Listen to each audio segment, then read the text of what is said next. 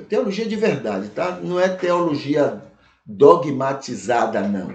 Aquela teologia que existe para fundamentar o que já está dogmatizado, o que já está estruturado. Não é essa teologia que interessa.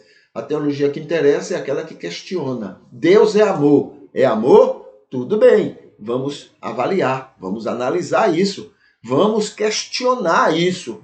Vamos a fundo nisso. Vamos ver se ele é amor mesmo. Isso é teologia. Entendeu? Então, o que já está estabelecido não quer dizer que já está fechado. Vamos questionar. Esse é o papel da teologia. Não é, alimentar os dogmas que já existem. Então, nesse sentido é que a gente tem conversado sobre teologia e outras ciências, onde a gente pega informações de outras ciências e a gente traz para estudar, para avaliar a teologia. Então, tem aqui alguns pontos que eu queria destacar dentro desse estudo que estamos fazendo sobre teologia. Outra vertente da teologia, denominada via romantionis, ou teologia negativa, defende a incognoscibilidade de Deus por meio da linguagem racional. Essa é uma teologia que acredita que não há palavras para explicar Deus. Qualquer palavra usada, né, ela vai ser muito, não é pouco não, porque pouco já é o que todos nós cremos, né? Mas é muito longe de explicar o mínimo a respeito de Deus. Essa é a teologia negativa. Segundo, o caminho dessa teologia é apresentar predicados opostos, tais como claro e escuro, bom e mal, e falar que Deus não é nem um lado, nem outro. Então, colocar pontos bem extremos de um lado e do outro e dizer, olha, Deus não é nem isso, nem isso. É uma maneira dele explicar, já que não há palavras, né, humanas para explicar sobre Deus, então você usa esse artifício para tentar explicar a respeito do inexplicável. Terceiro, começa-se por predicados mais concretos da realidade terrena e prossegue-se por predicados cada vez mais abstratos. Né? Digamos, o princípio, né? A metodologia usada para explicar a respeito de Deus. Pega o mais comum, o mais conhecido, o mais concreto à nossa compreensão, e depois então você vai entrando por aspectos mais abstratos. 4. Com a concessão dessas sentenças, procura-se passar a ideia de que Deus não está no campo do dizível, o campo da linguagem, mas em uma esfera superior a essa, acessível pela experiência mística. Você sente, você vive, mas você não tem como dizer, não tem como explicar. Por dois motivos. Primeiro, porque você não tem palavras para dizer o que é que está acontecendo. E segundo, o outro pode não saber. Por exemplo, se eu falo sobre dor de barriga, você compreende o que é uma dor de barriga, porque você já viveu uma dor de barriga. Mas o segundo aspecto disso que eu estou mencionando sobre essa teologia é de que eu posso estar falando de uma coisa que eu nem sei explicar e você nem experimentou, nem viveu. Então piora ainda mais a situação para se compreender a respeito de Deus. Na tradição cristã,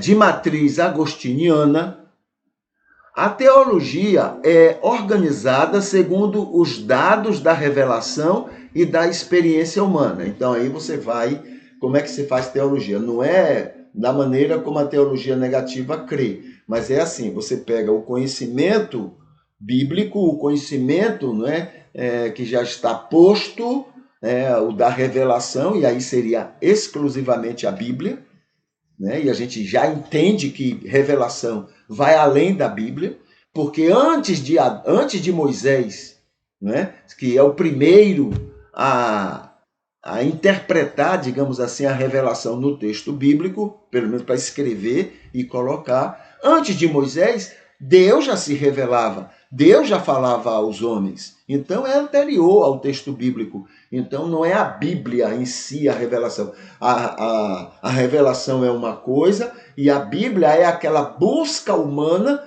de explicar, de humanizar, digamos assim, o que os escritores compreenderam daquela revelação. Essa mesma revelação, até hoje, é a mesma e está disponível a todo ser humano. O que é que se resume toda essa revelação? Amor. O amor de Deus. E o que esse amor leva a Deus a ser e a fazer em relação ao ser humano. É isso que é a revelação de Deus. A Bíblia não é diferente. Qual é o resumo de toda a Bíblia? João 3,16. Porque Deus amou o mundo. Essa é a expressão que vai explicar toda a Bíblia e toda a revelação de Deus. Tá bom? Então, você pega, segundo essa maneira da chamada tradição cristã, pega essa revelação escrita, que não é perfeita, que tem muitos defeitos, muitos problemas, a não ser que você se prenda a Jesus só. É Jesus que vai fazer você entender todo o texto bíblico. Então você se prende só a Jesus, aí sim, porque o Jesus é a máxima revelação. Dentro desse aspecto bíblico, é a máxima revelação de Deus a toda a humanidade.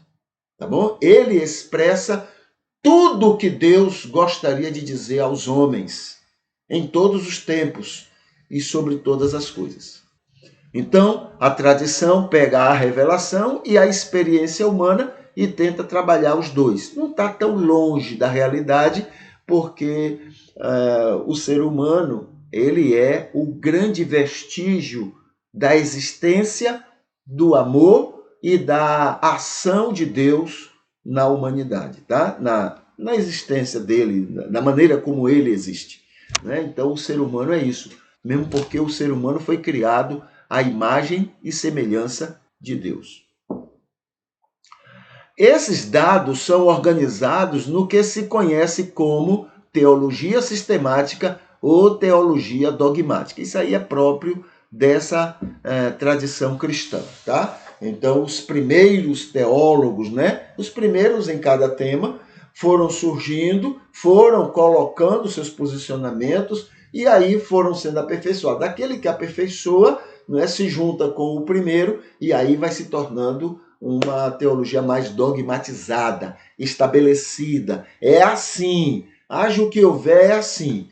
Isto é o que nós estamos discordando, tá bom? Isso não quer dizer que a gente vai contrariar a teologia que já existe, mas quer dizer que não podemos descansar nela. Precisamos questioná-la, precisamos aprofundá-la. Tá? E isso, muitas vezes, se forem verdades, elas serão aperfeiçoadas. Se não forem verdade, elas serão desmanchadas. Serão substituídas. E não há problema nenhum nisso. Entendeu? A teologia em si não é divina, ela é humana. É o estudo que o homem, o ser humano, com seus limites, faz a respeito de Deus e da maneira como Deus é. Né? Porque não importa, não é importante como nós compreendemos Deus. O importante é como Deus é.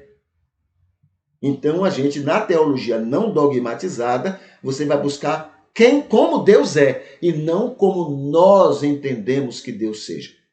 Tá bom? Então, basicamente, é isso que justifica a gente querer fazer uma teologia mais séria, confiável.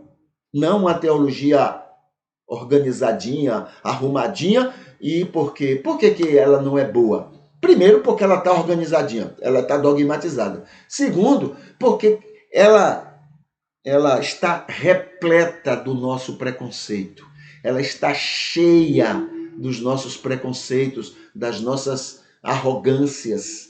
Entendeu? Ela foi feita por isso e para justificar isso.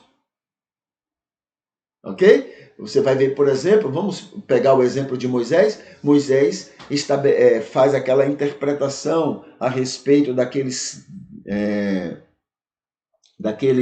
11 capítulos de Gênesis. São assuntos, são temas, são histórias que chegaram a Moisés e ele dá uma roupagem teológica dentro do que ele compreendia.